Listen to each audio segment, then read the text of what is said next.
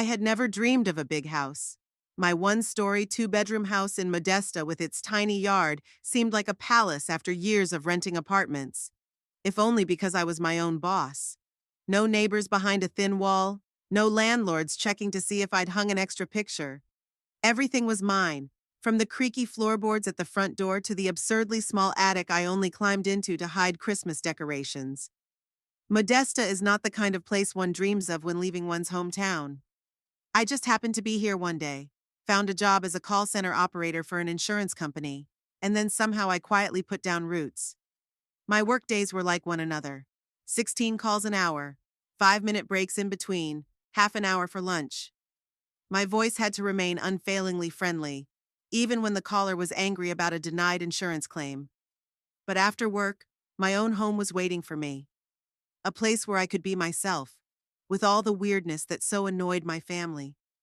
Here, no one commented on my love of old detectives or suggested that I should finally find a normal man. Here I could read at 3 in the morning or dance to 80s music and no one cared. I didn't immediately realize that this freedom from my family was exactly what I needed. My family thought I was strange, unfit for life, always in the clouds. My parents constantly compared me to my older sister Darna, who had done everything right, married right out of college, had 2 children, and played the role of the perfect housewife. At least that was the official version. In reality, Darna was always able to manipulate and twist situations in her favor. Even as a child, she had a gift for getting away with shifting responsibility to me. Meryl broke the vase. Meryl took your lipstick, Mom. And no one questioned her words. I was 4 years younger and could not stand up to her authority. Over time, I got over it and learned to stay out of it. That's why when I moved to Modesta, I didn't give my address to anyone in the family. I received a call from my parents once a month, with a few general phrases. I didn't talk to Darna much, except at family gatherings, where I usually sat quietly in the corner while everyone marveled at her children and her beautiful home. That March evening was no different than any other. I got home from work, heated up some lasagna, and was settling in on the couch with a new book when the phone rang. It was an unfamiliar number. I don't usually answer the phone, but that day, for some reason, I picked it up. Meryl? Darna's voice sounded both frustrated and demanding. Darna? I was surprised. How did you get my number? My mom gave it to me. Meryl, we need your help. We're having problems. There was something unusual about her voice. Confusion? Despair? Darna had always prided herself on her perfect facade, and even if things were crumbling inside, she never let on. What's wrong? I asked, already guessing this was going to be an unpleasant conversation. We're, uh, we're being evicted. Bryce is having problems at work. We're 3 months in arrears, and the landlord won't wait any longer. They gave us 2 weeks to move out. I was mentally transported to their house, large, stylishly furnished, always spotlessly clean. Darna was always bragging about how she and her husband had invested in real estate. Turns out this house was a rental. I'm sorry, I said, and it was true. But what can I do to help? I don't have that kind of money, Darna. Money isn't a problem, she said quickly. Bryce has already found a new job, it's just that he gets paid at the end of the month. We need somewhere to wait it out for a couple weeks, a month tops. I realized what she was getting at, and I felt my insides tighten. My little home, my sanctuary. You live in Modesta, right? Darna continued. You have a 2-bedroom house, don't you? We could stay with you temporarily, just for a couple weeks until we get our first paycheck and find a new place. Darna, there's really not much room here, I began. And you and Bryce and the kids. We're not picky, she interrupted. The kids can sleep in the same room as us, or we'll set up in the living room. Meryl, we just don't have a choice. My parents live too far away, and your house is... How do you know about my house? I was surprised. Mom mentioned that you bought a small house, Darna said with a hint of impatience. Look, we're desperate. I don't want the kids living in a motel or a car, especially since it's only for a couple weeks. I looked out the window at my little manicured yard. The thought of my quiet, cozy world being disturbed was almost physically uncomfortable. But to say no to a sister with 2 children facing homelessness... What about Abigail and Clive? I asked. referring to Bryce's younger brothers, with whom they'd been close before. They, Darna hesitated. They have their own problems right now. We can't ask them. Something in her voice told me the story was more complicated than she was telling. Perhaps they'd already approached Bryce's relatives and been turned down. Or was there a conflict between them? Meryl, please, tears came into Darna's voice. I know we haven't been particularly close these past years, but you're my sister. I don't know where else to turn. I sighed. Images of my childhood flashed before my eyes. How Darna blamed me for my misdeeds. How she mocked my hobbies in front of my friends. How she accidentally ruined my prom dress. But then I introduced her children, Lissa, 10 years old, serious beyond her years, and 8-year-old Whitley, with his freckles and passion for dinosaurs. I'd only seen them a couple times, but even that was enough to make me grow attached to them. Okay, I said finally. You can come. But only for a couple weeks, Darna. I really don't have much room. Oh, Meryl! Darna's voice brightened instantly. You don't know how much this means to us. We'll be as inconspicuous as possible, I promise. And as soon as Bryce gets his first paycheck, we'll find our own place. After the conversation, I sat on the couch for a long time, staring at nothing. Something told me I was making a huge mistake. But could I do otherwise? The next day, I took the day off work and began to prepare the house for the arrival of unexpected guests. I cleared out the second bedroom, which I used as an office, and moved the computer into the living room. I bought extra pillows and blankets, filled the refrigerator, calculating menus for 4 people. They arrived Friday night, Darna, Bryce, and the kids, tired after a 4-hour drive. Their stuff barely fit in my tiny garage. Judging by the number of boxes, they weren't planning a short visit. We only took the essentials, Darna said, noticing my gaze. The rest is in storage. Bryce, a tall man with a beginning bald spot and a perpetually disgruntled expression, shook my hand and went to unload the car. The kids were wary, especially Lissa, who looked at me appraisingly. Only Whitley, after some hesitation, ran up to hug me when Darna reminded him that I was his aunt. The house is nice, Darna said, looking around. Her tone said otherwise. Certainly not what we're used to, but it'll do for a couple weeks. I forced myself to smile. Make yourselves comfortable. I made dinner. That phrase set the tone for our coexistence. I cooked, cleaned, and tried to be a hospitable hostess while Darna criticized my decor, my cooking, even my shampoo. Bryce spent most of his time tucked away on his phone, only occasionally stepping out to run errands. They didn't mention his supposed new job for some reason. A week later, I realized that the couple of weeks story was just the beginning. When I cautiously inquired about their plans, Darna brushed it off with, "We're not bothering you, are we? Things are going well. Bryce is in interviews every day. It'll all work out soon." I didn't push it. I remembered all too well how, as a child, any disagreement I had with Darna had turned into a multi-day conflict in which the whole family took her side. Maybe I just need to wait a little longer.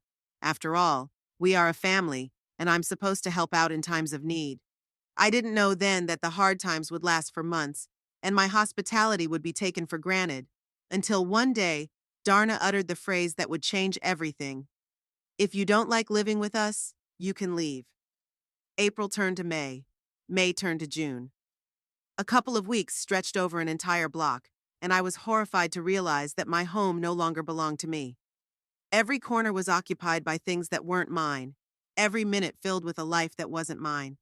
I felt like a guest in my own home and sometimes an uninvited intruder. The bathroom had become a display of Darna's cosmetics. Dozens of jars and tubes took up every shelf, and my humble hygiene products were shoved into a corner. The refrigerator was stocked with foods I'd never bought: organic yogurt for Lissa, gluten-free cereal for Whitley, specialty beer for Bryce, all purchased with my money, of course. "Meryl, I need $200 for special vitamins for Lissa," Darna said one day. "The doctor said she might have an iron deficiency." I already knew there was no point in asking to see a doctor. Most likely Darna had just read about it on some parenting blog. But I gave the money, as I always did. My salary as an operator at the insurance company had never been impressive, but I used to have enough for everything I needed, and even had enough left over for the little pleasures: a new book, a movie ticket, dinner at a cafe. Now every dime was going to support 4 extra mouths. The bills had grown disastrously. Instead of the usual $500 for utilities, I now paid about $1,200. The kids kept forgetting to turn off the lights. Bryce could shower for hours, and Darna demanded that I keep the air conditioner on 24 hours a day because of Lissa's heat sensitivity. Darna, maybe you could help with the bills? I asked cautiously after another astronomical electric bill arrived. My sister looked at me as if I had said something absurd. Meryl, you know our situation. Bryce is still looking for a suitable job. He can't take the first job that comes along. It has to be something at his skill level. I doubted that Bryce's qualifications, who used to be a manager at a car dealership, were that high, but I remained silent. Besides, Darna continued, we're family. Wouldn't I help you if you were in a difficult situation? I doubted that very much, but again I remained silent. The hardest challenge was taking care of the children. Darna and Bryce were always finding reasons to leave them to me. Job interviews, meetings with potential employers, trips to the bank, doctor's appointments. The list was endless. The list was endless. And since I worked mostly from home, the company had switched us to telecommuting last year, it was thought I could answer client calls and keep an eye on 2 energetic children at the same time. Aunt Merrill, I'm thirsty, Whitley demanded in the middle of my workday. Aunt Merrill, Whitley ruined my drawing, Lissa complained as I tried to explain to another customer why his insurance wouldn't cover flood damage. Excuse me, I said into the phone, covering the microphone with my hand. Just 1 second. After these interruptions, my efficiency rating was dropping, and the supervisor was sending more and more messages asking about the reasons for the delays. I feared I was about to lose my job, which was the only source of income for all 5 people living in my house. July brought another batch of trouble. Bryce had found a job, he claimed, but for some reason he continued to spend most of his time at home on my couch with a can of beer. Darna became even more demanding, insisting that I take the kids to a summer camp across town because it's the only camp with a suitable program for Lissa. I began to notice that my things were going missing or ending up broken. My favorite mug mysteriously broke. My collection of vintage detectives ended up crumpled and shoved into a box to make room for Darna's more useful books. You should update your library anyway, she said when I discovered my books in the garage. These old detectives are just collecting dust. I clenched my teeth and remained silent. Again. In August, I started noticing that Darna was inviting guests over without warning me. At first, it was just her friends, 2 or 3 women who laughed loudly in the kitchen while I tried to work in the living room. Then Bryce's business associates began to show up. Men with loud voices and unpleasant looks who left behind cigarette butts in my garden. Toward the end of the month, I started looking for any excuse not to be at home. I would stay late at work. We started to partially return to the office, go to the movies, or just sit in a cafe with a book until late in the evening. In those moments, I felt almost free, like I was going back to a time when my home was truly mine. On the last Friday in August, I got home from work later than usual, around 9 in the evening. As I drove up to my house, I noticed many cars parked along the street and heard loud music coming from my usually quiet abode. 2 strange men were smoking on the porch. They gave me curious looks as I tried to squeeze through the door. Are you here to see Darna? One of them asked. I live here, I answered dryly. The house was jammed. The music was blaring so loud that the walls vibrated, and the air was filled with cigarette smoke and the smell of alcohol. There were about 15 people dancing in my living room, my couch cushions lying on the floor, bottles and glasses on the coffee table, leaving wet circles on the wood. Darna, I shouted, trying to block out the music. What's going on in here? My sister emerged from the crowd, holding a glass of wine. Her eyes glistened and her cheeks flushed. She was clearly tipsy. Meryl, you're back, she exclaimed. We decided to have a little fun. Bryce got a promotion. What promotion? He just started working. I was confused. Where are the kids? They're at the neighbors. Mrs. Campbell agreed to watch them for the evening, Darna said. Relax, sister. Join the fun. I looked around the trashed living room. Someone had spilled wine on my rug. There was a broken vase in the corner, and 2 strangers were examining my vinyl record collection, unceremoniously removing them from their envelopes. Couldn't you at least warn me? I asked, feeling a wave of anger rising inside. This is my house, Darna. My sister rolled her eyes. Don't get me started, she said. We've lived here for 5 months, so it's our home together. I pay for it, I reminded her. And all the bills, too. Oh, of course, Darna theatrically splayed her hands, spilling the wine. You're going to start counting every penny now, aren't you? You've always been so petty. A few of the guests turned to us, interested in the argument. I felt myself blush with humiliation. I'm not petty, I said quietly. I just want basic respect in my own home. And we don't respect you? Darna's voice rose.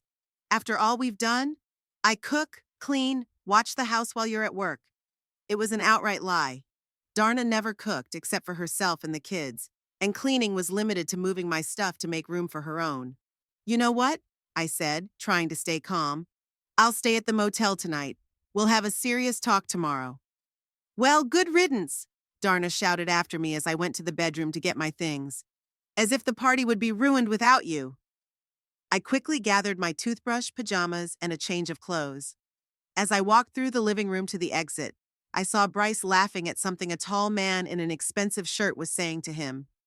In Bryce's hand was my collectible mug from the insurance conference, a gift from coworkers for my last birthday. The Sunset Motel was the only decent place in our neighborhood to stay without a reservation. The room was small and impersonal, but clean. I sat on the edge of the bed and let myself cry for the first time in months. How had I gotten to the point of being kicked out of my own home? When had I lost the ability to assert my boundaries? Why did I let Darna manipulate me again like she did when I was a child? I didn't sleep well that night. I woke up every hour wondering what was going on in my house. Are guests breaking my dishes? Do they smoke in the bedroom? Do they respect any of my possessions? In the morning, I headed home with determination. There were no more cars along the street, and the house looked quiet and lifeless. Inside, a real massacre awaited me. Empty bottles, cigarette butts, scattered snacks, stains of unknown origin on the furniture. The air was stale and stuffy. Darna and Bryce were sleeping in my bedroom, I discovered when I peeked into the room. They hadn't even bothered to close the door. The kids were apparently still at the neighbor's house. I began to quietly clean up, gathering the trash into large bags. Resentment grew inside me with every bottle I found, every cigarette butt on my carpet. By the time Darna woke up and came into the kitchen, I had already filled 4 trash bags. God, what a mess, she said, holding her head. Do you have any aspirin? I silently pointed to the medicine cabinet. You're angry, Darna said, swallowing a pill. Look, maybe we went a little overboard with the party, but it was a one-time thing. Don't make a big deal out of it. It's not just the party, I said, trying to sound calm. It's about everything. You've been living here for almost 6 months, not paying rent, not helping with bills, treating my stuff like it's your own. What did you want? Darna interrupted. For us to live on the street? We have children, by the way. I wanted you to respect me and my home, I replied. I wanted you to look for a real job, not a pretend one. I wanted you to realize that this is a temporary solution, not a permanent one. Oh, don't get me started, Darna rolled her eyes. If you don't like living with us, you can leave. I froze, not believing my ears. What did you say? You heard me, Darna crossed her arms over her chest. If you don't like living with us, you can leave. After all, we're entitled to a normal life too. It's not our fault that you have some problems with normal human communication. I looked at my sister and didn't recognize her. Or maybe it was the other way around. I finally saw the real her, without masks and pretenses. Selfish, manipulative, ungrateful. This is my house, I said quietly. I'm paying for it. So? Darna grinned. You wouldn't throw your own sister and her children out on the street, would you? What would the parents say? What will the neighbors say? At that moment, a sleepy Bryce appeared, scratching his hairy belly. What's all the commotion? He asked. Meryl thinks we should move out, Darna informed him. Really? Bryce looked at me with undisguised contempt. After everything we'd done for you? I couldn't believe what was happening. After everything they've done for me? What exactly had they done, other than turn my life into a nightmare? You know what? I said, feeling something inside finally break. I'll give you time to pack your things. What? Darna laughed. You're kidding, right? No, I replied, surprised at the calmness in my voice. I'm dead serious. You have until tonight. I felt as if I'd been splashed with cold water after Darna's words. It was as if I'd woken up from a long sleep in which I'd allowed my life and dignity to be trampled on. If you don't like living with us, you can leave. The phrase kept ringing in my head as I went to the bedroom to get my phone. Hi, Roxy, it's Meryl, I said when my boss answered. Sorry for calling early on my day off, but I need Monday off. Family situation. Roxy, who had always been sympathetic to me, didn't ask any unnecessary questions. Of course, Meryl, I'll transfer your calls to Vince. I hope everything's going to be okay.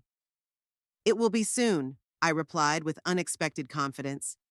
When I finished talking, I sent a message to the local legal aid office that our insurance company sometimes cooperated with. I needed to learn my rights as a homeowner and figure out what steps I could take legally. When I came out of the bedroom, Darna and Bryce were sitting in the kitchen, sipping coffee and talking in low voices. When I appeared, they fell silent. Are you serious about this? Darna asked with a challenge in her voice. Absolutely, I nodded, pulling large garbage bags out of the closet. You have to move out. Today. That's ridiculous, Bryce snorted. You can't kick us out in one day. There are eviction laws. You're not tenants, I said calmly. You're guests who've abused my hospitality, and you never had any kind of contract. I began methodically going around the house, picking up their scattered belongings. Children's toys from the living room, Darna's makeup from the bathroom, Bryce's clothes from the chair where they'd been lying for days. What are you doing? Darna was following me around. Stop touching our stuff. I'm helping you pack, I replied without stopping. You're obviously in no hurry. You have no right. Darna's voice rose to a shrill shriek. We're your family. Where should we go with the children? You could go to your parents' house, I said, putting the kids' clothes in a bag. Or to the friends you had fun with last night. Or rent an apartment. Surely Bryce has money from his new job with the promotion. Bryce stood in the doorway, arms crossed over his chest, trying to look threatening. We're not going anywhere, he declared. You can't make us. I pulled out my phone and showed them the screen. I've already contacted a lawyer and can call the police to escort the eviction. Do you prefer to do it the easy way, or are we going to make it harder? Their self-confidence shook a little. Darna glanced over to Bryce, and I could see the uncertainty in their eyes. You're bluffing, Darna said, but not as convinced. Shall we test it? I pointed my finger defiantly at the call button. Okay, Darna said, exhaling. Give us at least a day or two. We can't get everything together in a couple hours. You have until 6 p.m., I said firmly. By then I want all of your stuff packed and out. And yes, I will indeed call the police if I have to. You're out of your mind, Bryce shook his head. You're out of your mind. Maybe, I agreed. Crazy for letting you use me for 5 months. I continued gathering their things, ignoring Darna's protests. Surprisingly, the more she yelled, the calmer I became. It was as if all the fear and uncertainty that had held me back for months had dissolved, giving way to cold determination. And the children? Darna asked suddenly. Have you thought about the children? They have nowhere to go. Mrs. Campbell has the children, don't you think? I replied. Maybe she'll let you stay with her until you find a place to live. You know that's impossible. Then you should start looking for options right now instead of wasting your time yelling. For a moment, Darna changed tactics. Her voice became softer and tears appeared in her eyes. Meryl, I realize we may not have been the best guests. And last night's party was over the top, I admit that. But you can't just throw us out on the street. We're your family. I'm your sister.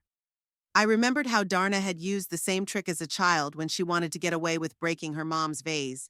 How she cried and said it was an accident, even though I saw her deliberately push the vase off the table and then blamed me. My parents believed her that time, and I went a week without sweets, even though I was innocent. Stop it, Darna, I said tiredly. That trick doesn't work anymore. What trick? She tried to look offended. I speak from the heart. That's what you said when you ruined my prom dress, and when you convinced Matt Jenkins that I was spreading rumors about him, and when you borrowed $500 for emergency surgery for Whitley, who was perfectly healthy. Darna froze, clearly not expecting me to remember all those incidents. It was a long time ago, she finally said. Yes, but nothing has changed, I replied as I continued to put their things away. You're still the same Darna who uses other people and then blames them when they try to set boundaries. Bryce, who had been watching our conversation with a sour expression, suddenly intervened. Look, maybe we do have a little nerve, but let's talk about this like adults. We can start paying rent. You can pay rent now? I didn't hide my sarcasm. Where were those offers for 5 months when I was paying all the bills and feeding you? We've been having difficulties. Bryce started to justify himself. You know how hard it is to find a good job these days. And yet you found it well enough to get a promotion? I raised an eyebrow. Bryce hesitated, not knowing what to answer. We'll pay you for all these months, Darna interjected. As soon as we get back on our feet, I promise. I laughed, unable to help myself. Darna, you promised to move out in a couple weeks 5 months ago. Your promises are worthless. By noon, almost all of their belongings were packed into trash bags and boxes I found in the garage. I worked methodically, ignoring the comments from Darna and Bryce, who oscillated between threats, pleas, and attempts to make me feel guilty. At 1 o'clock, the doorbell rang. It was Mrs. Campbell with Lissa and Whitley. Hello, the older woman said, looking around in surprise at the boxes visible behind me. I thought it was about time I got the kids back. They were behaving beautifully. The children slipped past me, looking curiously at the chaos in the house. What's going on? Lissa, the more observant of the two, asked. Why is all our stuff in boxes? We're moving, honey, Darna said, appearing behind me. Aunt Merrill doesn't want us living with her anymore. I noticed the way she emphasized the last phrase, clearly trying to paint me as the villain in the eyes of the kids and the neighbor. Oh, was all Mrs. Campbell said, clearly feeling embarrassed. Thank you for watching the kids, I smiled at the older woman. It was very nice of you. You're welcome, dear. They're wonderful kids. When Mrs. Campbell left, Darna immediately started using the children as a new weapon. See what you're doing? She hissed, pointing at the confused Lissa and Whitley. You're making them homeless. I felt a pang of doubt. The kids really had nothing to do with it. But then I remembered how many times Darna had used them as an excuse to manipulate me, and my heart hardened again. No, Darna, you're the one taking away their stability with your irresponsible behavior, I said quietly, so the children wouldn't hear. You're their mother. You should have been thinking about where you were going to live 5 months ago when it became clear that the temporary solution was dragging on. Afterward, Darna took the children to their room, probably to explain the situation. I could hear muffled voices and Whitley's occasional sobs. I was in pain, but I knew I was doing the right thing. This situation could not go on indefinitely. At 3 in the afternoon, I called the police to see if they could provide an escort for the eviction. I need to evict relatives who have been living with me without a lease, I explained to the dispatcher. I'm afraid there might be a conflict. We can send an officer by 6 p.m., the woman on the other end of the line said.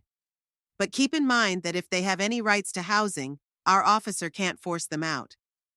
They don't have any rights, I replied confidently. They have simply abused my hospitality. When I finished talking, I found Darna standing in the doorway with the phone in her hand. Did you really call the police? She asked incredulously. On your own sister? Yes, I answered simply. They'll be here by 6. I called Mom, Darna said with a triumphant glint in her eye. She's shocked at your behavior. I knew this would be the end of it. Darna had always been able to make herself look like the victim and me like a heartless monster. It worked so well when she was a kid, her parents took her at her word. She wants to talk to you. Darna handed me the phone. I took a deep breath and picked it up. Hey, Mom! Meryl, what's going on? Mom's voice was strained. Darna says you're kicking them out on the street. Yes, Mom. After 5 months of free rent, unpaid bills, and last night's party that turned my house into a dumpster, I'm really asking them to move out. But they're your family! Mom was outraged. And they have small children. I know, Mom. I fed those kids and took care of them for 5 months while Darna and Bryce looked for work. They had difficulties, Mom began. Everyone has hardships, I interrupted. But not everyone takes advantage of their family and then tells them you can leave when they're living rent-free in someone else's house. What? Darna told you to leave your own home? There was doubt in my mom's voice. That's right, I confirmed. After the party they threw without my knowledge, which forced me to spend the night in a motel. And this morning she said, if you don't like living with us, you can leave. There was a pause. I could almost see Mom trying to digest this information, to relate it to Darna's version of events. I don't know who to believe, she said finally.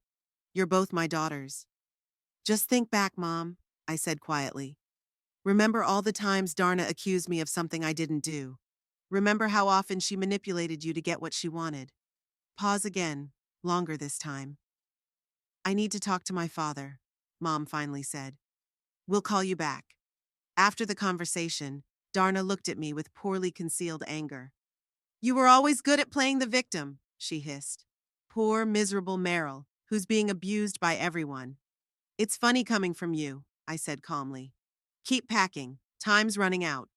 By 5 o'clock, all their stuff was packed and stacked in the living room and on the porch.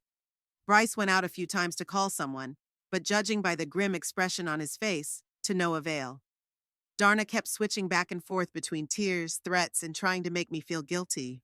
You do realize that after this, you're no longer part of the family, right? She said as I took out the last box of their belongings. Your parents will never forgive you for this. Maybe, I replied. But I won't let you or anyone else make me feel unworthy of my own life anymore. At 5:30, a policeman arrived, a young officer with a serious face who introduced himself as Officer Crawford. I explained the situation, showed the deed to the house proving I was the sole owner, and described how my relatives had abused my hospitality. Officer Crawford also listened to Darna and Bryce's side of the story, and then confirmed that since they had no lease and had not paid any fees, I had every right to ask them to leave my home. But where are we going to go? Darna turned on the tears again, now for the policeman. We have small children. Ma'am, I understand your situation, Officer Crawford said in a professional tone. But the law is on the side of the homeowner. I can give you information on temporary shelters in our neighborhood. Shelters? Exclaimed Darna, as if he was suggesting she live in the sewers. Either that, or you find another place to live, the officer said. But you must leave this house today. Eventually, Bryce got a response from one of his business partners, who agreed to let them stay with him for a few days. They started loading things into their car and the van they had rented the day before. Apparently, they had money after all when needed. The kids were confused and scared. Whitley came up to me several times, trying to understand why we couldn't live together anymore. Lissa kept her distance, casting accusing glances at me, an exact replica of her mother. When the last of my things were out and Darna and the kids were in the car, Bryce lingered on the doorstep. You're going to regret this, he said quietly, so Officer Crawford wouldn't hear. Darna isn't the type to forgive that kind of thing. I know, I replied, but I'm not afraid of her or you anymore. When they left, Officer Crawford offered to change the locks. In situations like this, people often come back when they think you're not home, he said. Thanks for the advice, I thanked him. I'll get on it tomorrow. The officer left, and I was alone in my house for the first time in 5 months. I walked around the rooms, noting the signs of their presence, stains on the carpet, scratches on the furniture, broken dishes. But despite the mess, I felt incredibly relieved. My house was mine again. The phone rang, it was my parents. I took a deep breath, preparing myself for an unpleasant conversation. But to my surprise, the first thing my mom said was, "We talked to Mrs. Campbell. She told us about the party last night. Why didn't Darna mention it?" I felt warm inside. For the first time in years, my parents were hearing a different version of events than the one Darna had given. The first night in the empty house, I slept like a dead man without the children's screams and stomping, without Bryce's loud TV, without Darna's midnight phone calls. Silence enveloped me like a warm blanket. My house was my sanctuary again. In the morning, I woke up with an unusual sense of lightness. No one occupied the bathroom, emptied the refrigerator, or scattered my belongings. I could eat breakfast in silence, reading a book I'd pulled from the top shelf of the closet where Darna had stacked the junk, my collection of favorite detectives. It was only sitting like this, with a book and a cup of coffee, that I realized how miserable I'd been these past 5 months. How the constant presence of other people who didn't respect my boundaries or my property had sucked the life out of me. How I had become a shadow of my old self, always tense, always waiting for the next demand or conflict. My musings were interrupted by the sound of an incoming message. Darna. Whitley forgot his stuffed dinosaur. Can we come pick it up? I imagined them entering the house first just for the toy, then Darna asking to use the bathroom, then Whitley getting thirsty, and suddenly they'd be settling back in here and I'd be unable to say no again. I'll find it and bring it to you myself. Text me the address, I replied. The next message came almost instantly. No need to bother. We're not far away. We'll pick you up in 15 minutes. I took a deep breath, feeling every muscle in my body tense. This was it, the first test.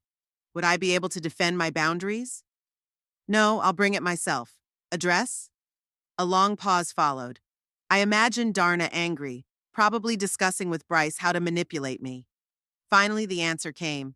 We're at Kevin's place, Beacon Street, 52. I found Whitley's plush dinosaur under the couch along with a few other toys and put them in a bag.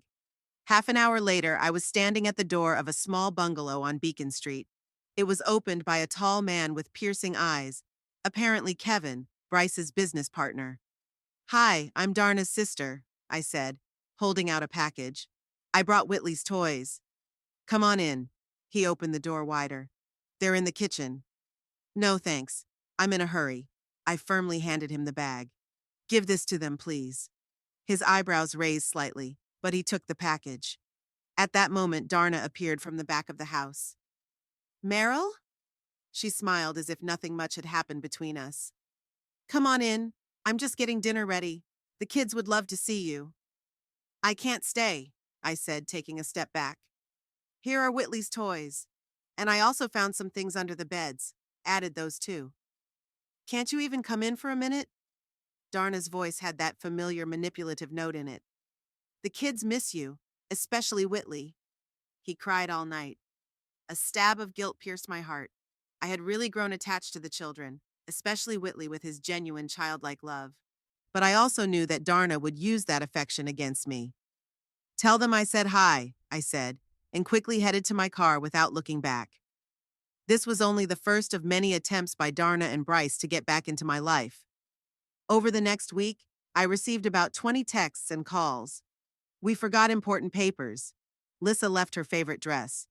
We need to pick up mail that might come to your address. Each time my response was the same. I'll check and bring it back if I find it. No invitations to the house, no concessions. After the third such refusal, the tone of Darna's messages changed. Do you really think we want to go back to your shithole? We're doing great now. Kevin has offered Bryce a partnership in the business. I didn't answer, but wondered what that business was, given the questionable reputation of Bryce's friends. That was no longer my problem, however. The most difficult challenge was a call from my mom a week after the eviction. Meryl, your father and I are concerned, she began without preamble. Darna says you two aren't communicating. Is that true? Yes, I answered simply. After everything that's happened, I need a pause. But you're sisters, Mom exclaimed. You can't just cut someone out of your life because of one fight. It's not one fight, Mom, I said, trying to stay calm. It's years of manipulation, lies, and use. The last 5 months were just the last straw. But the children, Mom began. I love Lissa and Whitley, I interrupted. But I won't let Darna use them to manipulate me. The conversation ended awkwardly. Mom was clearly upset. I knew that what mattered most to her was the appearance of family harmony, even if it hid toxicity underneath. She always said, blood is thicker than water, and family is the most important thing. But she never considered that it was family that could cause the deepest pain. After talking to my mom, I felt a familiar sense of guilt. Maybe I really am too cruel? Maybe I should give Darna another chance. I picked up my phone, almost ready to text my sister a conciliatory message, but I stopped myself. No. It wouldn't just be another chance. It would be the 100,000th chance. Darna had never changed, and I couldn't keep sacrificing myself to maintain the illusion of family well-being. Thus began a process I call for myself, rehabilitating from a toxic family. I began to notice how deeply ingrained in me was my need to gain approval from people who never appreciated me. How much I depended on other people's opinions, even if those opinions were unfair. One evening, I was sitting in the garden enjoying the sunset, and suddenly realized that I hadn't checked my phone in hours. I didn't worry about whether Darna had written something new, or whether my parents had called with another rebuke. I was just being, breathing, existing in the moment. It was an unfamiliar, almost frightening sense of freedom. It became easier at work, too. Without the constant stress at home, I was able to focus on tasks. My efficiency rating had gone up, and Roxy had even hinted at a possible promotion. "It's like you've been transformed in the last month," she said during her monthly evaluation. "More focused, more confident. Has something changed?" "I just, starting to respect myself," I replied, surprised at how true that sounded.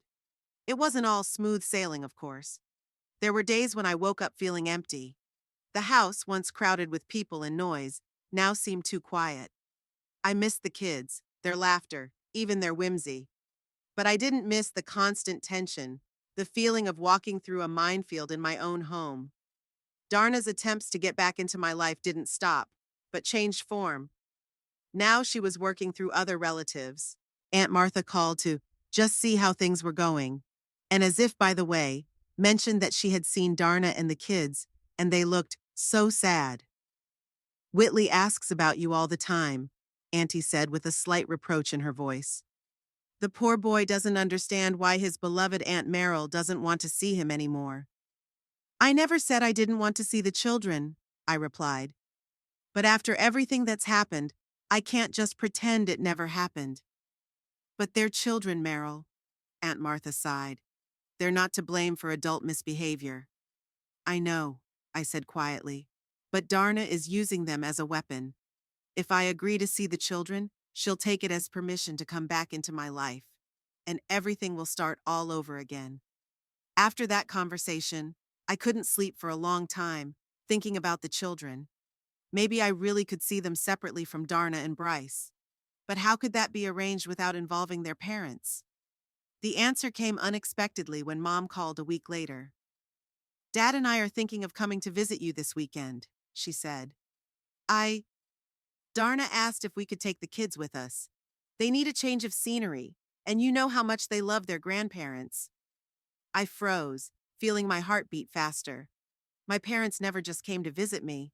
There was clearly some kind of scheme behind this with Darna. "What about Darna and Bryce?" I asked cautiously. "No, just us and the kids," Mom said. "Darna said she and Bryce had some important things to do this weekend, something to do with a new job." I almost laughed. Of course, important stuff. Most likely, Darna had planned for her parents to bring the kids, and then suddenly the important stuff would be canceled, and she and Bryce would show up on my doorstep, knowing that with parents and kids around, I couldn't kick them out.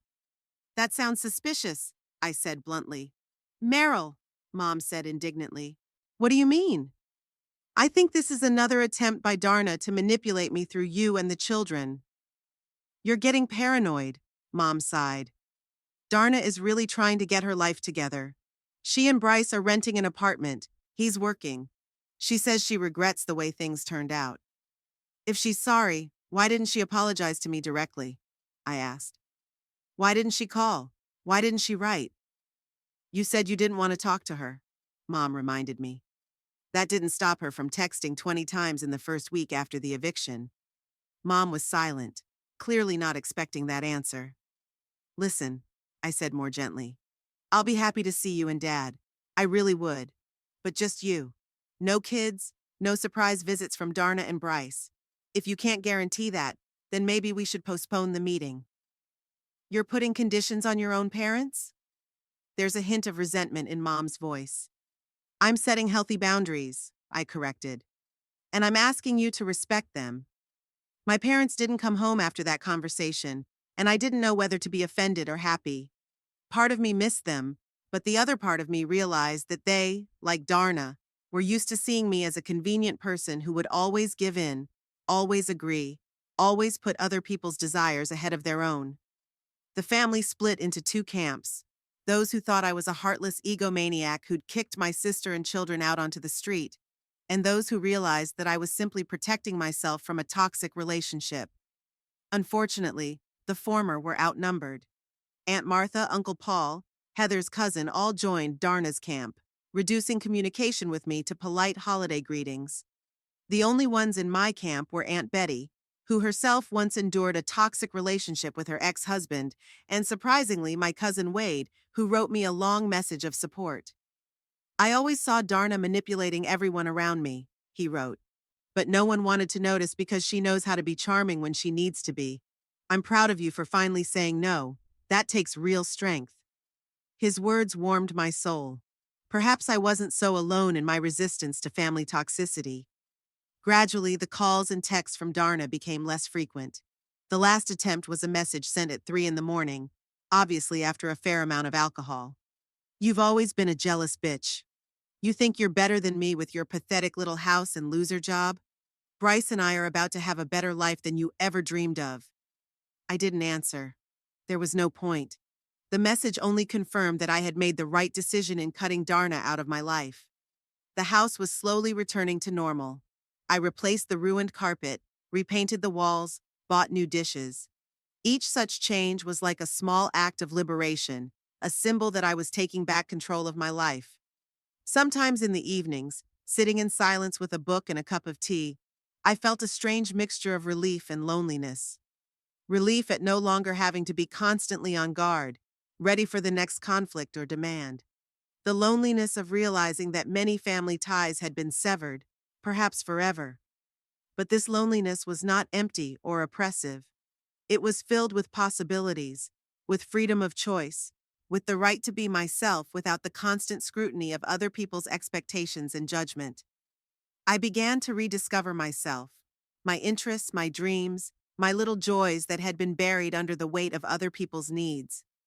I enrolled in a photography course that I'd been wanting to take for a long time, but always found excuses why it wasn't the right time. I started taking more walks, exploring secluded corners of Modesta that I hadn't realized before. One evening, on my way back from a walk, I noticed an ad for a meeting of the local board game club at the library. Previously, I would have passed it by, thinking that such social events were not for me. But now, freed from the value judgments of Darna and the others, I decided to give it a try.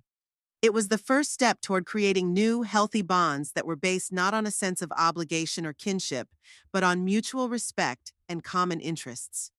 The first step to a new life where my boundaries were not a weakness, but a strength, and where my opinion mattered.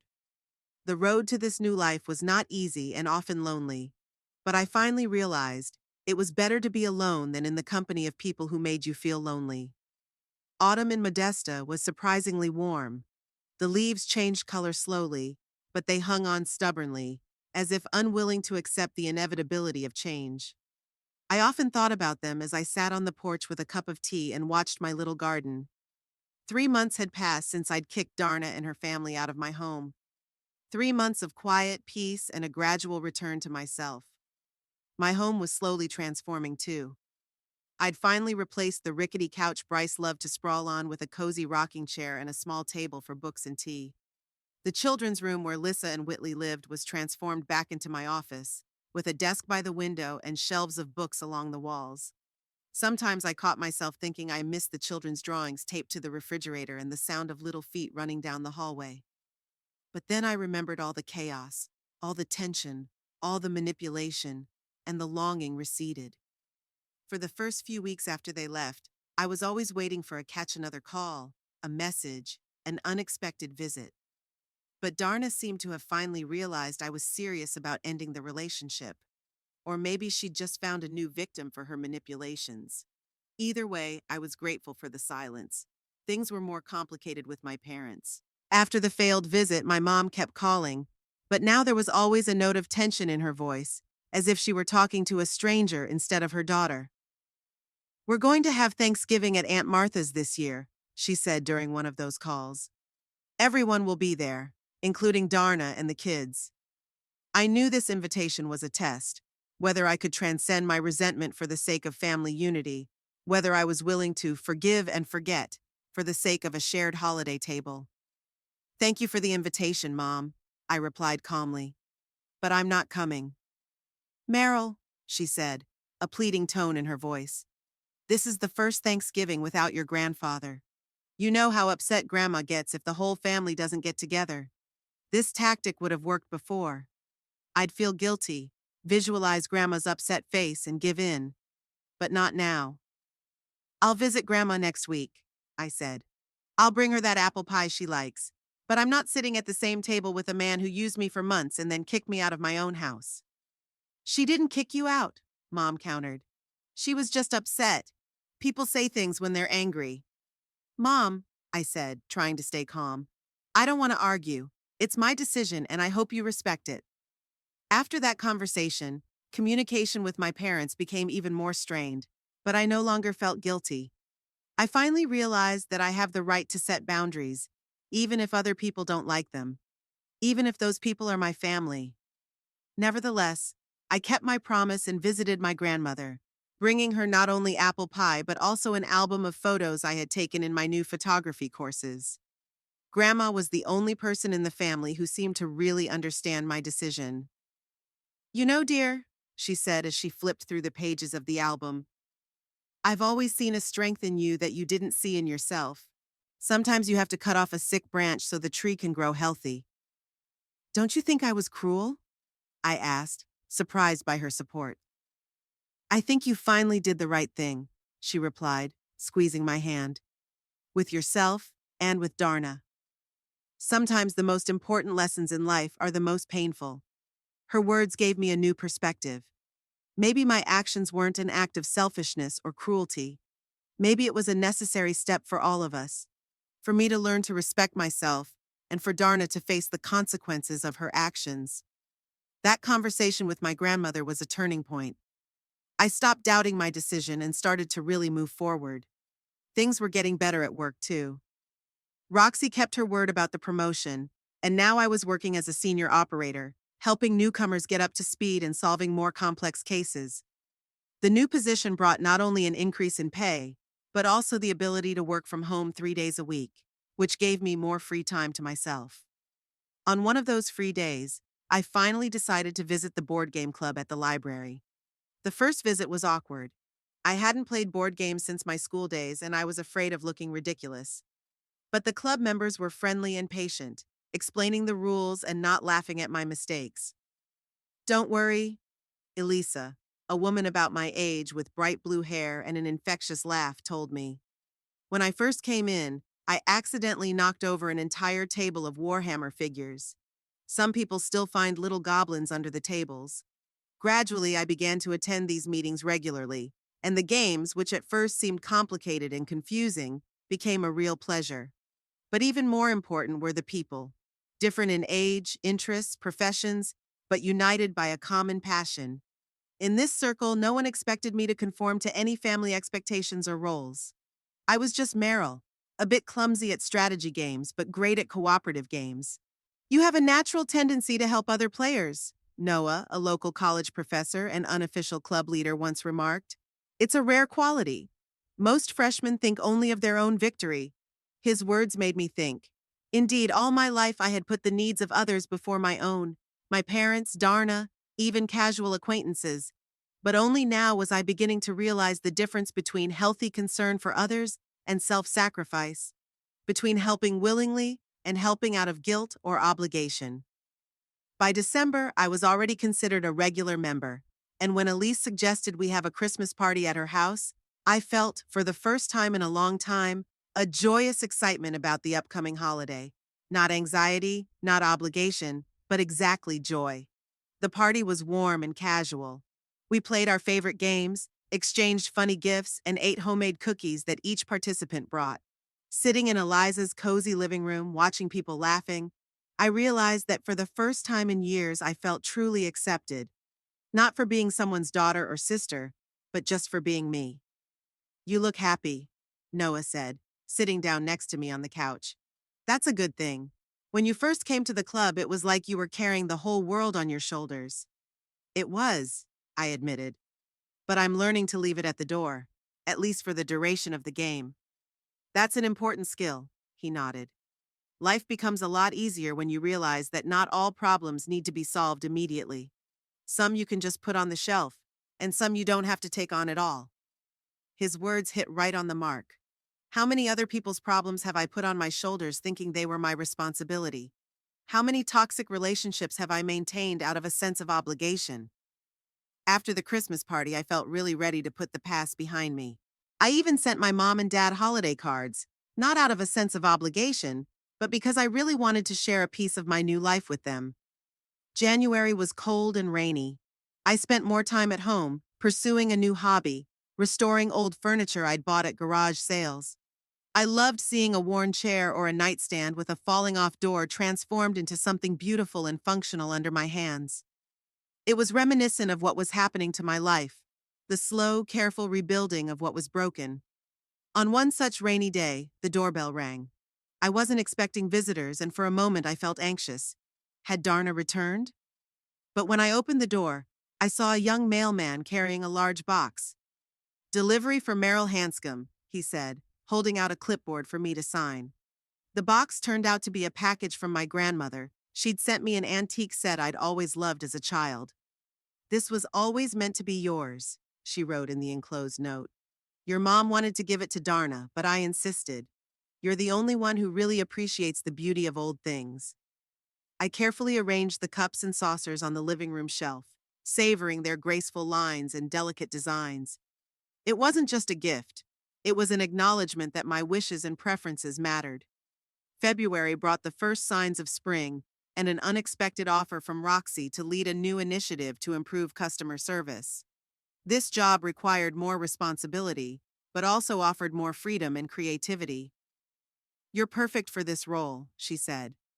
"You have empathy for customers, but also a healthy skepticism and the ability to set boundaries. That's exactly what we need." I accepted the offer, feeling a mixture of excitement and pride. A year ago, I would have doubted my abilities, afraid of letting someone down. Now I knew I could do it. Not because I was perfect, but because I was willing to learn and grow. March was full of new experiences and challenges. I immersed myself in project work, spent more time with my board game club friends, especially Noah, with whom I found myself sharing many common interests beyond gaming. Our conversations about books, movies, and philosophy often stretched late into the night, and I found myself smiling just seeing his name on my phone screen. On a Saturday in mid-March, Noah and I planned to attend a book fair in a neighboring town. I was waiting for him at my house, packing the last of my things, when the doorbell rang again. Deciding it was Noah who had come earlier, I opened it without hesitation. Standing on the doorstep was Darna. She looked different, thinner, with a new haircut, and without her usual self-assurance in her gaze. Lissa and Whitley stood beside her, grown up considerably over the months. "Meryl," she said, smiling nervously. "I hope we're not interrupting." I froze, feeling my heart pounding in my chest. Part of me wanted to slam the door shut. Another part of me wanted to hug my nephews, who I really missed. "We were driving by," Darna continued when I was silent, "and the kids were so excited to see you, especially Whitley. He keeps asking about his Aunt Meryl." Whitley smiled shyly, holding tightly to his mother's hand. Lissa looked at me with the same assessing coldness as before. "We won't take long," Darna added quickly, seeing my hesitation. "We'll just stop by for a minute. The kids wanted to show you their school projects. I wanted to talk. We didn't part on the best of terms." I watched my sister carefully, trying to figure out what was behind her words. There was something off about her nervousness, the way she looked outside so often. "Where's Bryce?" I asked. "We're not together anymore," Darna answered, lowering her eyes. "He wasn't the man I thought he was." I knew immediately what she was getting at. Without Bryce, possibly without a place to live, she was looking for a new place for herself and the children. And who better to be the rescuer than her kind, helpful sister? "I'm sorry to hear that," I said sincerely. "Despite everything, I didn't want her to suffer. But I can't let you in." "What?" Darna looked genuinely surprised. Why not? We're a family, Meryl, and the children have missed you so much. Darna. I took a deep breath, gathering my thoughts. I miss the children too, but I know why you're here. And the answer is no. I can't let you live in my house again. I wasn't going to, she started, but I raised my hand to stop her. Please don't lie. Not in front of the children. Darna pressed her lips together, her face beginning to redden with anger or embarrassment. You can't just turn your back on us, she said with no attempt at friendliness. We're in a desperate situation. Where is your conscience? My conscience is clear, I said calmly. I helped you for 5 months until you decided that this was no longer my home. Now I will help you in a different way. I can give you the contacts of social services that will help you with temporary housing. And if you want, I can see the children sometimes, in the park or a cafe. But you won't live here anymore. After all I've done for you? Darna's taken on a different tone. I've always protected you, supported you, and now when I need help, you just turn your back? I looked at her with a slight sadness. She really believed what she was saying. In her distorted reality, she was the caring big sister, and I was the ungrateful selfish one. No, I said firmly. You never protected me. You manipulated me, used me, and then threw me away when you didn't need me anymore. And I'm not going to let that happen again. At that moment, Noah's car pulled up to the house. He got out, looking curiously at the tense scene on my porch. Is everything okay? He asked, coming closer. Yes, I replied, feeling oddly relieved by his presence. My sister and the kids were just leaving. So you have a date? Darna gave Noah an appraising look. Is that why you're kicking us out? Are you afraid we'll ruin your love life? I'm asking you to leave because you've abused my trust and disrespected my boundaries, I said calmly. Now, or a year ago, the reason is the same. Noah tactfully stopped a few steps away from us, giving us space to talk. Darna glanced back and forth at him and me, clearly deciding whether to make a scene in front of a witness. Okay, she finally said, smiling strainedly. We won't interfere with your plans. Let's go, children. She turned to leave, but Whitley suddenly broke free and ran to me, hugging my legs. Aunt Meryl, I've missed you, he said, looking at me with the pure, genuine love that only children are capable of. I crouched down, hugging him back. I missed you too, baby, I said softly. And I'd love to see you in the park or at the cafe. We can feed the ducks or go for ice cream, but only if your mom agrees. I looked at Darna, letting her know the offer was sincere. She nodded briefly, though I could tell by the look on her face that she wasn't thrilled with the idea. Let's go, Whitley, she said tautly. We have to go. When they left, I finally exhaled, not realizing that I'd been holding my breath the whole time. Sorry about that, I said to Noah. Family drama. It's okay, he replied with a slight smile. We're all entitled to our own boundaries, even if it's difficult for others. There was no judgment or curiosity in his words, just understanding. And in that moment, I realized that I had truly put the past behind me. Not because I had forgotten or forgiven all the wrongs, but because I had finally chosen my own well-being over toxic family ties. And in that choice was not weakness, but strength, the power to be myself, to live my life, and to love those who truly deserve my love.